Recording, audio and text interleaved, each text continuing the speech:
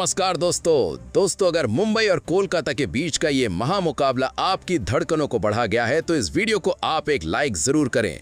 इस वीडियो का like target है 500 लाइक, तो आईपीएल के सच्चे फैंस इस वीडियो को जरूर लाइक करेंगे। दोस्तों, क्रिकेट का सबसे बड़ा महासंग्राम यानी आईपीएल 2026 अब आखिरी पड़ाव में आ गया है। आज के 65वें और सबसे रोमांचक महामुकाबले में क्रिकेट इतिहास की दो सबसे बड़ी और दिग्गज टीमें आज कोलकाता के ऐतिहासिक ईडन गार्डन स्टेडियम की रणभूमि पर एक दूसरे से भिड़ी। आज का मुकाबला बहुत रोमांचक है, तो दोस्तों ये हाइलाइट्स आखिरी तक जरूर देखें। आज के दिल को थाम देने वाले महामुकाबले में एक तरफ हार्दिक पांड्या की कप्तानी वाली मुंबई इंडियंस की पलटन के सामने इस बार अनुभवी अजिंक्य रहाणे की कप्तानी वाली कोलकाता नाइट राइडर्स की टीम खड़ी थी। इस रोंगटे खड़े कर देने वाले महामुकाबले में नसीब का सिक्का गिरा कोलकाता के कप्तान अजिंक्य रहाणे के पक्ष में और बिना किसी संकोच के अजिंक्य रहाणे ने पहले गेंदबाजी करने का कड़ा फैसला लिया। कोलकाता के कप्तान अजिंक्य रहाणे का इरादा शीशे की तरह साफ था कि पहले मुंबई को कम स्कोर पर रोको और फिर अपनी धाकड़ बल्लेबाजी के दम पर मुंबई की गेंदबाजी को मैदान के चारों तरफ ठोको। उसके बाद रनों की मूसलाधार बारिश करने के इरादे से मुंबई इंडियंस के दो दिग्गज और खूंखार ओपनर बल्लेबाज मैदान के बीचों बीच उतरे। मुंबई इंडियंस की तरफ से उतरते हैं एक तरफ रियान रिकल्टन और दूसरी तरफ महान बल्लेबाज रोहित शर्मा, मुंबई का राजा। वहीं रियान रिकल्टन स्ट्राइक संभालते हैं और अनुकूल रॉय गेंदबाजी की शुरुआत करते हैं कोलकाता नाइट राइडर्स की तरफ से। अनुकूल रॉय ने जब तीसरी गेंद डाली तो रियान रिकल्टन जो छोटी गेंद थी साइड में स्लाइस करते हैं और उन्होंने क्रीज पर पीछे खड़े होकर स्क्वायर लेग के सामने 6 जोरदार चौका जड़ दिया। दोस्तों, शुरुआत से ही दोनों धुरंधर कोशिश कर रहे थे कि काफी अच्छी पारी खेल सकें। वहीं जब दूसरा ओवर लेकर आए सौरव दुबे तो काफी कसी हुई गेंदबाजी की। तीसरा ओवर लेकर आए कैमरन ग्रीन, जहां पर पहली गेंद पर मुंबई का राजा रोहित शर्मा गेंद को भांप लेते हैं जल्दी और बैकवर्ड स्क्वायर लेग के ऊपर से एक शानदार छक्का जड़ देते हैं। दोस्तों, क्या कमाल का छक्का आज रोहित शर्मा ने जड़ा था। वहीं कैमरन ग्रीन दोस्तों आज तो गजब ही कर देते हैं। उन्होंने रियान रिकल्टन को मनीष पांडे के हाथों कैच आउट करवा दिया। मनीष पांडे काफी फिट है दोस्तों। यहां पर जब कोलकाता नाइट राइडर्स ने ये कैच पकड़ लिया था तो इसकी बहुत ज्यादा जरूरत थी। यही एक कठिन कैच था, पांडे ने इसे लपक लिया।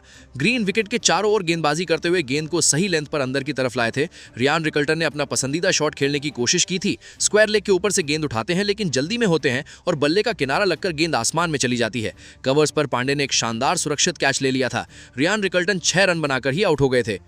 पारी को आगे बढ़ाने के लिए दाएं हाथ के बल्लेबाज नमन धीर क्रीज पर आते हैं और दोस्तों यहां पर कैमरन ग्रीन ने जब ओवर की आखिरी गेंद डाली तो यहां पर कैमरन ग्रीन की तीसरी बार किस्मत ने साथ दे दिया। दोस्तों, यहां पर एक बार फिर सटीक लाइन लेंथ में गेंद थी। धीर को पुश करने के लिए उकसाती है और वो झिझक भरा शॉट खेलते हैं। गेंद बल्ले के बाहरी किनारे को छूकर निकल जाती है। रघुवंशी स्टंप्स के पीछे काफी पूरा एक शानदार कैच ले लेते हैं और दोस्तों यहां पर रिव्यू लिया जाता है और एक अल्ट्रा एज में छोटा सा स्पाइक दिखाई देता है। नमन धीर यहां पर 0 रन पर ही पवेलियन लौट जाते हैं। इसी के साथ 2 विकेट यहां पर गिर चुके थे मुंबई इंडियंस के। 3 ओवर की समाप्ति पर केवल 17 रन ही बना पाई थी मुंबई इंडियंस की टीम। वहीं अब आते हैं दाएं हाथ के बल्लेबाज सूर्य कुमार यादव। चौथा ओवर लेकर के फिर से एक बार आते हैं सौरव दुबे, जहां पर रोहित शर्मा ने अपना कमाल दिखाया। तीसरी गेंद जब डालते हैं सौरव दुबे तो रोहित ने अपना अगला पैर ऑफ स्टंप के बाहर जमाकर घुटने टेके और गेंद को एक शानदार छक्के में भेज दिया। दोस्तों, क्या कमाल का छक्का था। वहीं सौरव दुबे अपना कमाल दिखाते हैं और वो फंसा लेते हैं 5वीं गेंद पर रोहित शर्मा को। दोस्तों, यहां पर दुबे ने गेंद काफी शानदार फुल लेंथ की थी। रोहित ने सोचा कि वो इसे लेग साइड पर मार सकते हैं लेकिन उनका टाइमिंग पूरी तरह से गलत था। गेंद मिड विकेट के ऊपर निकल गई। कैमरन ग्रीन ने दौड़कर एक शानदार कैच लपक लिया था। यह आसान कैच नहीं था लेकिन ग्रीन ने इसे आसानी से पकड़ लिया था। रोहित शर्मा की पारी केवल 15 रन पर ही आउट हो जाती है। मुंबई इंडियंस की मुश्किलें और बढ़ती जा रही थी। तिलक वर्मा अब आते हैं क्रीज पर पारी को आगे बढ़ाने के लिए। 4 ओवर में 3 विकेट गिर गए थे मुंबई इंडियंस के। केवल 24 रन ही बना पाई थी मुंबई इंडियंस की टीम। 5वां ओवर लेकर आते हैं कैमरन ग्रीन। यहां पर दोस्तों सूर्य कुमार यादव ने एक शानदार चौका लगाकर अपना खाता खोला। पहली गेंद पर उन्होंने अपना आत्मविश्वास दिखाया और बल्ले का मुंह खोलते हुए सीधा जमीन से ड्राइव लगाया। वहीं जब सूर्य कुमार यादव दूसरी गेंद खेलते हैं तो यहां पर दोस्तों उन्होंने आसानी से निशाना बनाया फाइन लेग की तरफ, एक और दूसरा चौका जड़ दिया। अभी मुंबई इंडियंस की जो टीम थी वो कोशिश कर रहे थे बल्लेबाज की जम सके क्योंकि विकेट ऐसे गिर गए थे, बड़े बड़े विकेट थे जिसके कारण पूरी टीम लड़खड़ा गई थी। वहीं एक बार फिर से सौरव दुबे ओवर लेकर आए। जब 6वां ओवर था पावर प्ले का आखिरी ओवर तो दूसरी गेंद पर सूर्य कुमार यादव गेंद की लेंथ को भांप लेते हैं और एक शानदार छक्का फाइन लेग के ऊपर से जड़ देते हैं। यहां पर सूर्य कुमार यादव अभी उम्मीद बन के आए थे लेकिन सौरव दुबे ने अगली गेंद पर यहां पर सूर्य कुमार यादव को बोल्ड मार दिया और ये जो उम्मीद थी वो टूट गई। सूर्य कुमार यादव ने वाइड शॉट लगाने की कोशिश की थी और यहां पर पैर नहीं हिले, बल्ले का निचला किनारा स्टंप में जाके लगा। दुबे ने राउंड द विकेट गेंदबाजी की थी और सूर्य कुमार यादव को ऑफ स्टंप से शॉट खेलने के लिए मजबूर कर दिया था। सूर्य कुमार यादव यहां पर बोल्ड हो जाते हैं, 15 रन बनाकर ही वापस पवेलियन लौट जाते हैं। अब पारी को आगे बढ़ाने के लिए दाएं हाथ के बल्लेबाज और कप्तानी हार्दिक पांड्या क्रीज पर आते हैं। आज तो गजब की गेंदबाजी देखने को मिली है यहां पर सौरव दुबे के द्वारा। जब सौरव दुबे ओवर की 5वीं गेंद डालते हैं तो हार्दिक पांड्या ने इस गेंद पर एक शानदार शॉट जड़ दिया। यहां पर डीप बैकवर्ड पॉइंट पर कोई फील्डर नहीं था और गेंद सीधे जाके टकरा जाती है बाउंड्री से।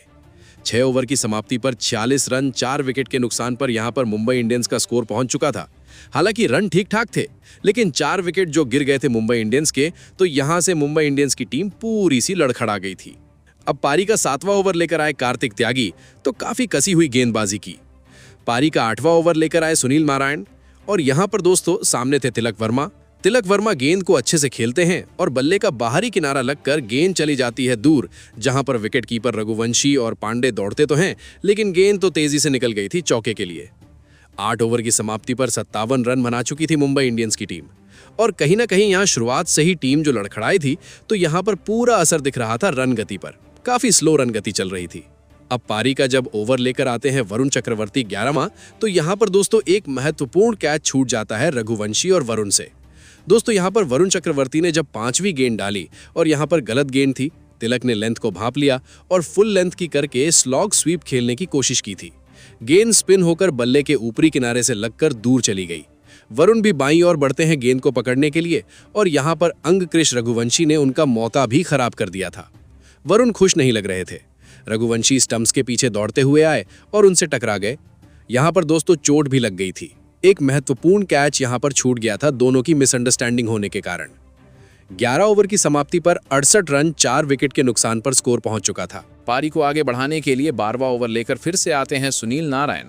तो सुनील नारायण को जब दूसरी गेंद डालते हैं तो तिलक वर्मा ने एक स्लॉग स्वीप खेला, डीप मिड विकेट के ऊपर से गेंद को खूबसूरती से छक्के में जड़ दिया। अभी तिलक वर्मा जमे हुए थे तो ये कहा नहीं जा सकता था कि स्कोर कहां तक पहुंच पाएगा। वरुण चक्रवर्ती जब ओवर लेकर आए 13वां, तो हार्दिक पांड्या यहां पर भरपूर फायदा उठाते हैं और वरुण चक्रवर्ती की गेंद पर हार्दिक पांड्या ने डीप एक्स स्क्वायर लेग के ऊपर एक शानदार छक्का जड़ दिया था। 13 ओवर की समाप्ति पर 83 रन 4 विकेट के नुकसान पर मुंबई इंडियंस का स्कोर पहुंच चुका था। वहीं जब ओवर लेकर आते हैं कार्तिक त्यागी 14वां, तो वो झटका देते हैं एक और तिलक वर्मा के नाम का। कार्तिक त्यागी की गेंद शॉर्ट थी, तिलक वर्मा ने पुल शॉट खेलने की कोशिश की। ऐसा लग रहा था कि उन्होंने गेंद को अच्छी तरह से टाइमिंग नहीं किया था और गेंद डीप स्क्वायर लेग पर खड़े फील्डर्स के हाथों में चली जाती है, जहां पर अनुकूल रॉय ने बाउंड्री के पास एक सुरक्षित कैच लपक लिया था। इस विकेट के साथ ही मुंबई इंडियंस ने अपनी आधी टीम खो दी थी।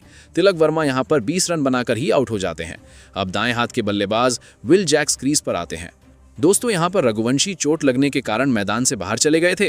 तेजस्वी यहां पर केकेआर के सब्स्टिट्यूट के लिए आए थे।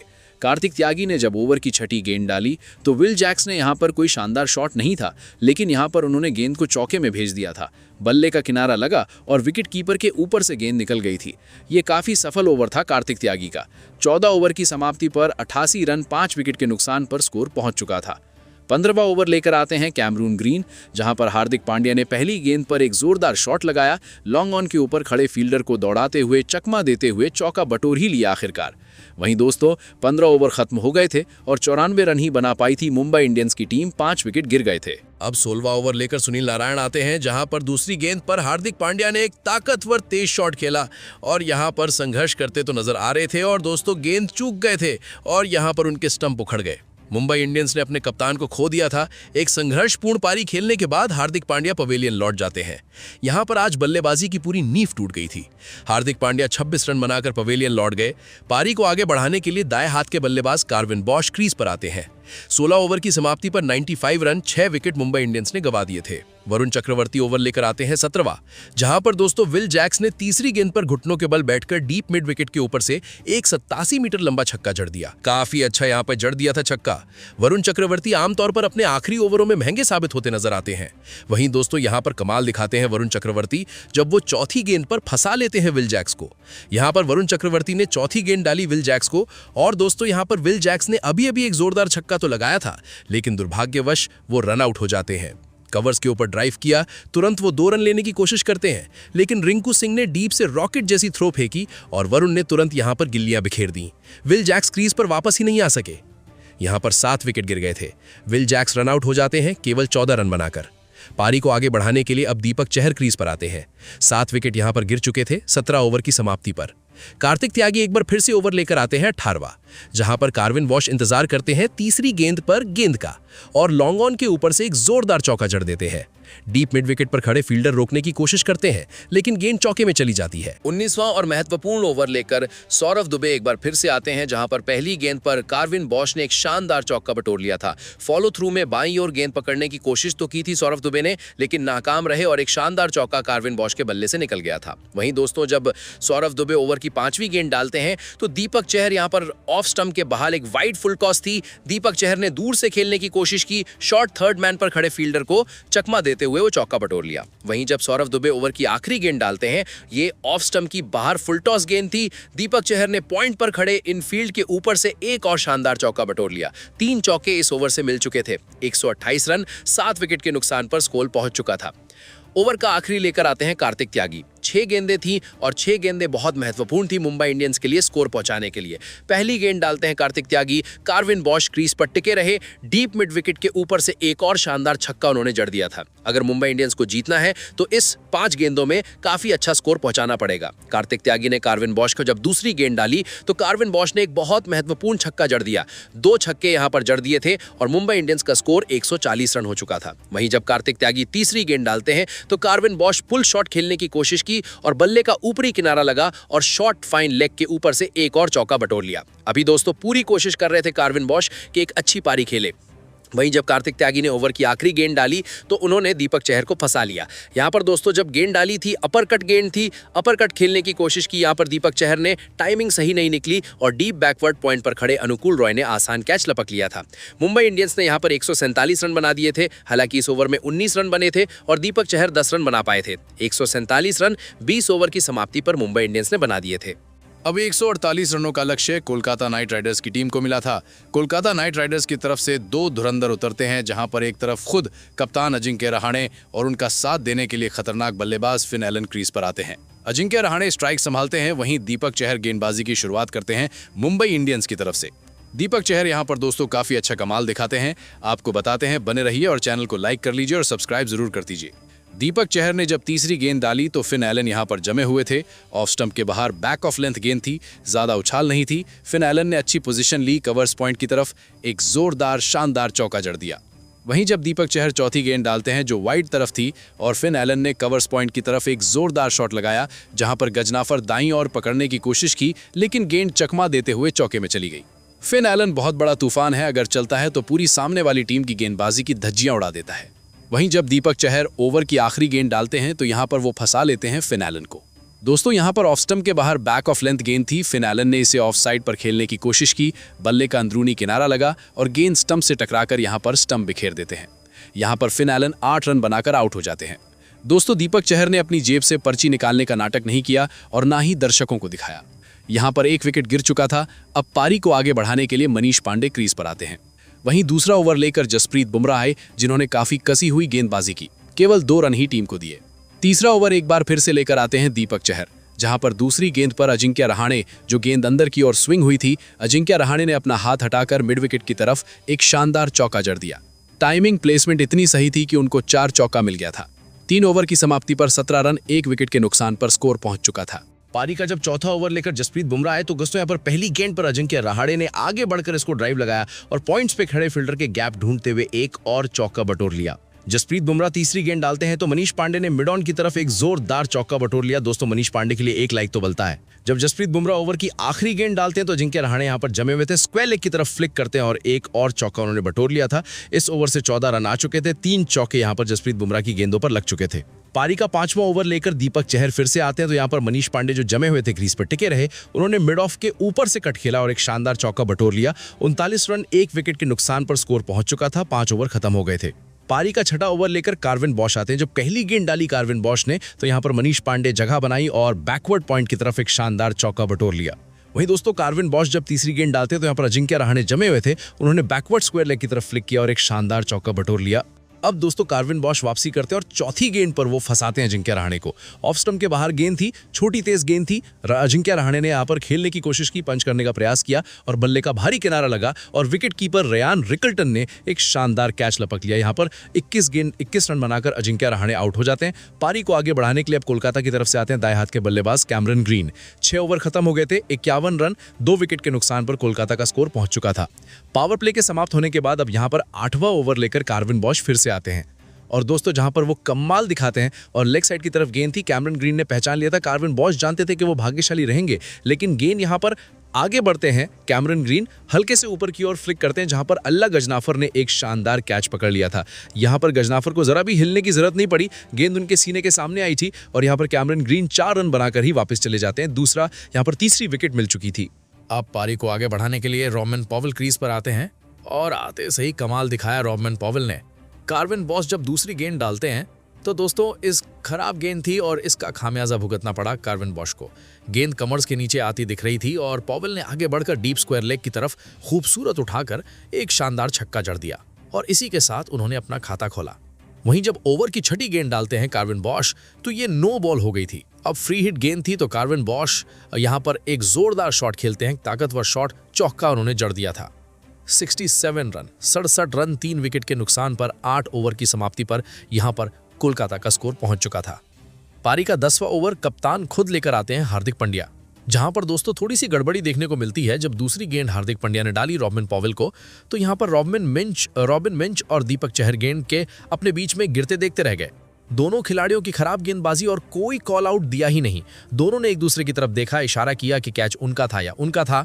दोनों खिलाड़ी गेंद के करीब पहुंचे लेकिन चहर ज्यादा करीब थे, उन्हें कैच पकड़ लेना चाहिए था, लेकिन मिंच कैच से पीछे हट गए। लेकिन चहर की नजर उन पर थी, शायद इसी वजह से उन्होंने कैच छोड़ दिया। इस बीच में डाली गई एक अच्छी शॉर्ट गेंद थी, रॉबिन पॉवेल ने बल्ले का ऊपरी किनारा लगाया था, कैच से बच गए।